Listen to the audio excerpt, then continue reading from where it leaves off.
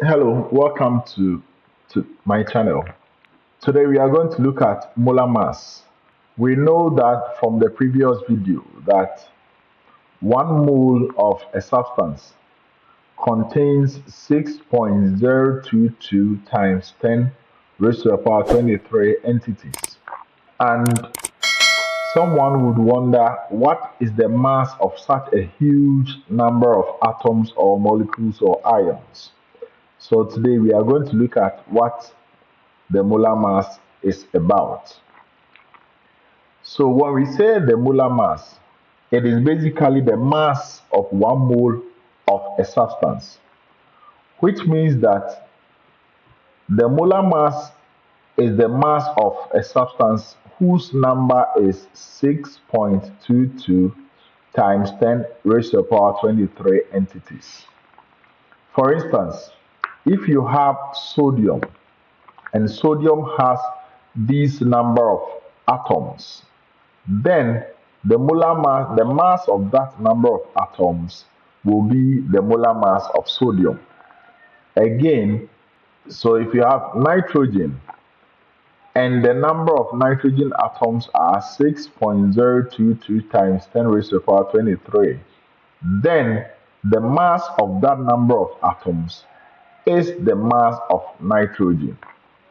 So basically, how do we know the mass of nitrogen or hydrogen or carbon or maybe carbon dioxide, etc.?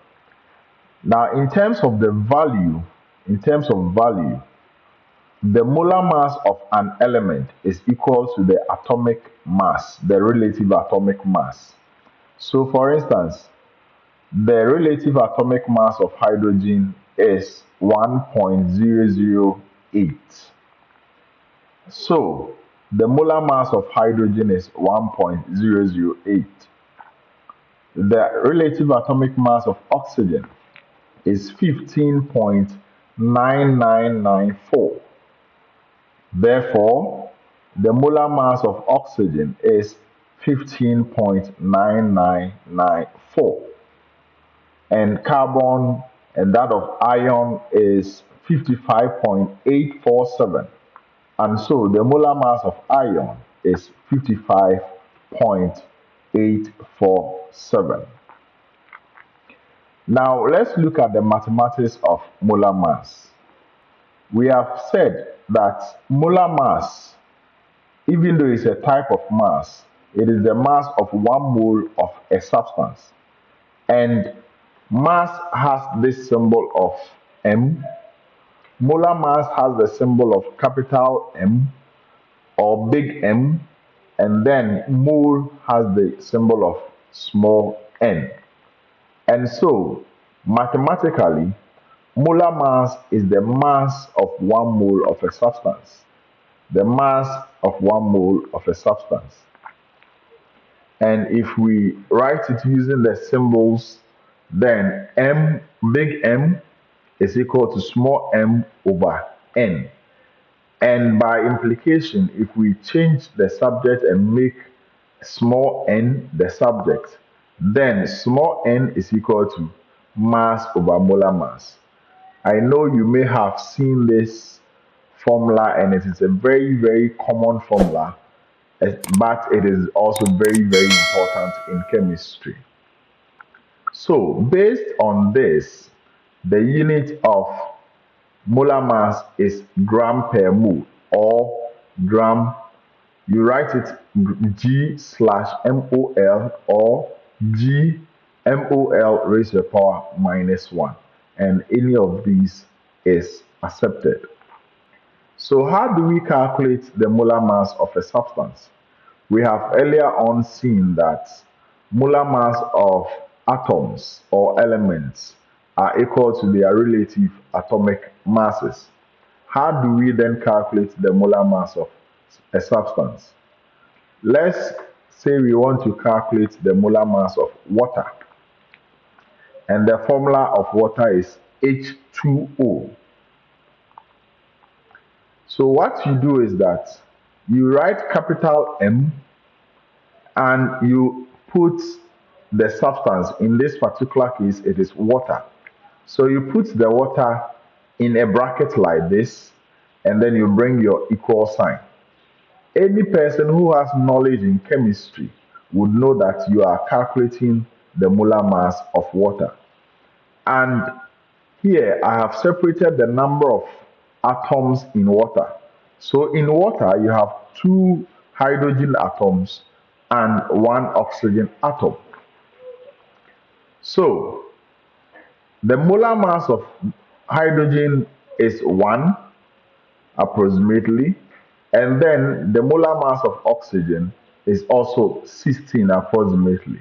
And so when you put these two together, it gives you the molar mass of water.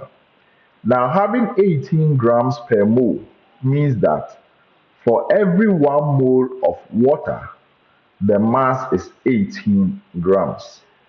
In other words, if you have 6.022 times 10 raised to the power 23 molecules of water, then the mass of this number of water molecules will be equal to 18 grams.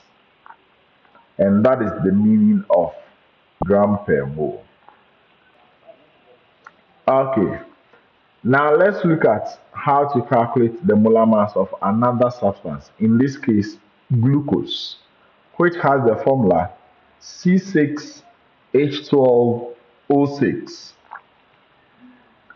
And again, you put your M, you write your capital M, and you put the formula of the substance whose molar mass you want to calculate into a bracket.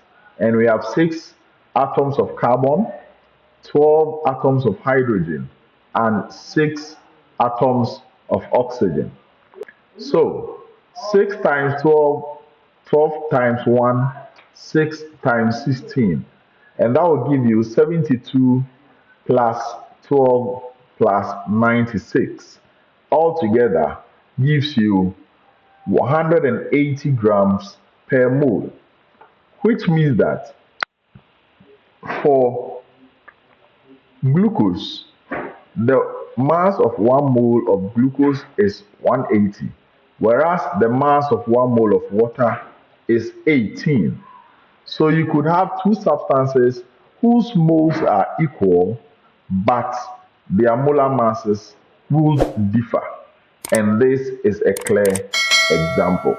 In the comment section, I have a link to a Google form where there are practice questions you can try.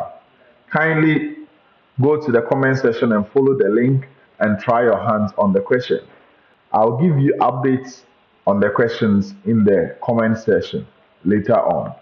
Thank you for watching. See you later.